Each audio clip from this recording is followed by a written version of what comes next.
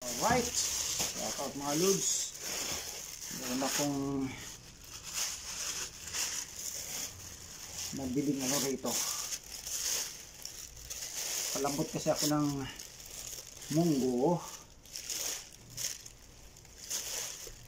Kasi plano ko mag-isa ng munggo tomorrow.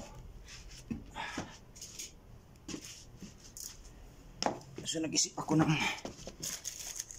maisasahog.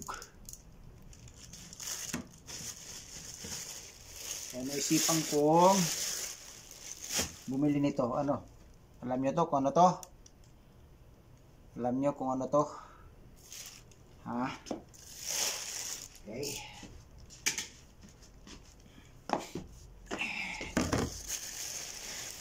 This is saluyot. So, nabili ko siya ng 5 real. Yung isang bungkus na ganito, 5 real. Try ko lang. Mula pa kasi pagkabata, hindi pa ako nakakain ng saluyot. As in, talagang hindi pa ako nakakain ng saluyot. Natandaan ko. So, naisipan ko kanina magpalambot ng munggo. Tapos, sahugan ko siya ng manok. Saka ito, nagsawa na rin ako sa kale. Sinasahog kasi sinasahog ko sa munggo. Panagigisa ako yung kale. So, try ko naman to. As in, masustansya daw to eh. First time kong kakain ng saluyot. Sabi nila, ang saluyot, napaka-lagkit daw nito. At napaka-sustansya. Ito ron dahilan bakit mahaba ang buhay ni Juan Ponce Enrile. Dahil daw sa saluyot. Mura lang siya, isang big kiss, 5 real.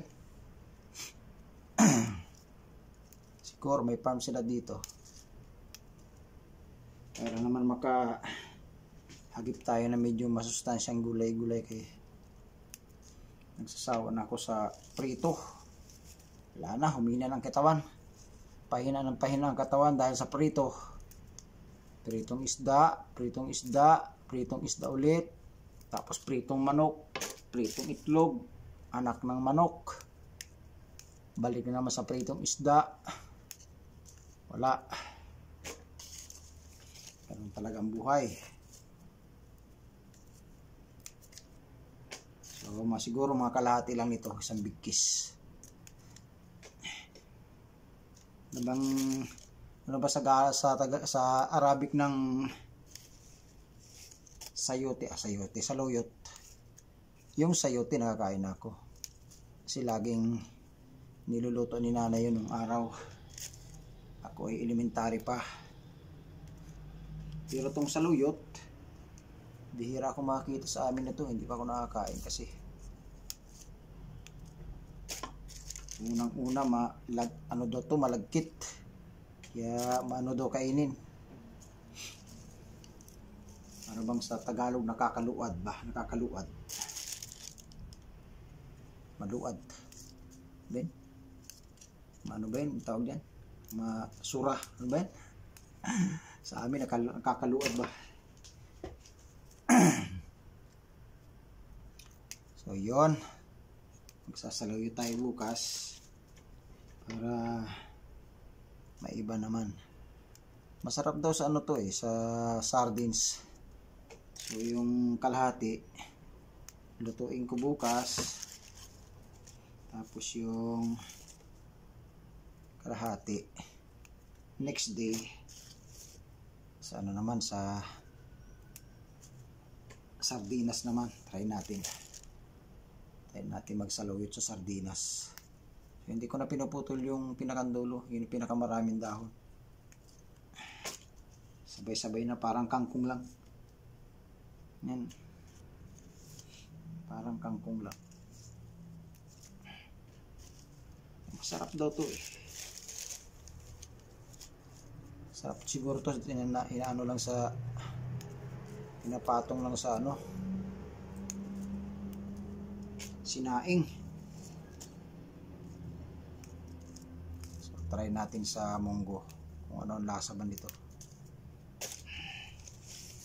Dali lang siyang ano para ka lang naglalaro. Yan. Pasin yung mga lods ano na ang aking balbas, puti na. Wala na, inabot na ng puti dito sa Saudi. Inabot na ng paglubog. Puti na lahat. Bigote maputi, balbas maputi, buhok maputi. Kaya kakain tayo ng saluyot, baka sakaling umitim. Ayan. Ano kaya pagtanim na saluyot? Bakit ang daming saluyot dito? Nakikita ko kasi pag may bili yung mga Saudi rito ng ganitong gulay, plastic talaga sila. Plastic. Ang dami nila kung bumili.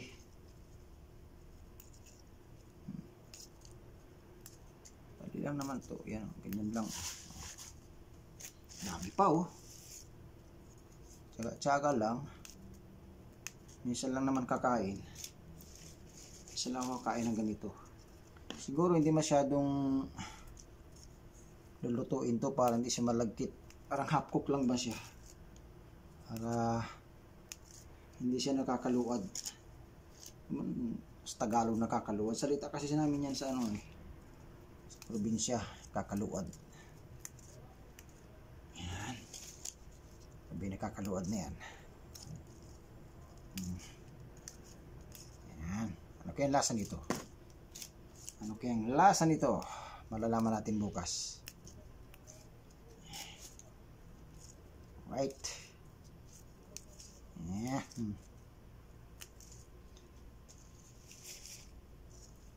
Tsagaan lang yan. Wala naman akong ginagawa na. Kakain ako. Noodles. As usual. Noodles. Mabilis lutuin. Pagkain ng mga OFW, noodles talaga. Sama ng isang itlog, okay na yun, matutulog lang naman. Ganun talagang buhay, lalo kapag hindi ka sumasahod.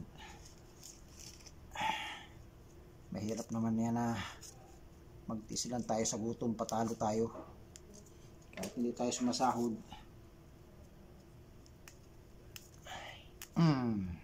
Ayos na yan. Yan. Tumutulog na yun. Namudino na naman siguro yun. Sino kinamudino na yun?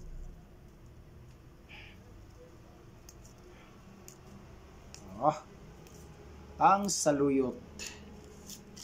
Matalap ang saluyot. Right? Tama na siguro to. Hindi pa. Ilang tangkay pa. Dali lang yung pagpitas-pitas. Para ka lang napipitas ng kangkong. Ilang dahon lang naman.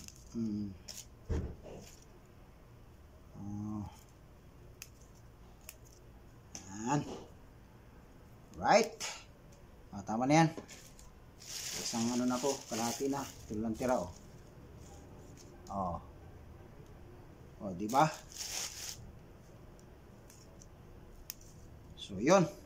First time ko kakain na saluyot. Baka sakaling itong balbas ko ay umitim. Pagkain na saluyot, sinama sa ginisang munggo. Alright, babas na.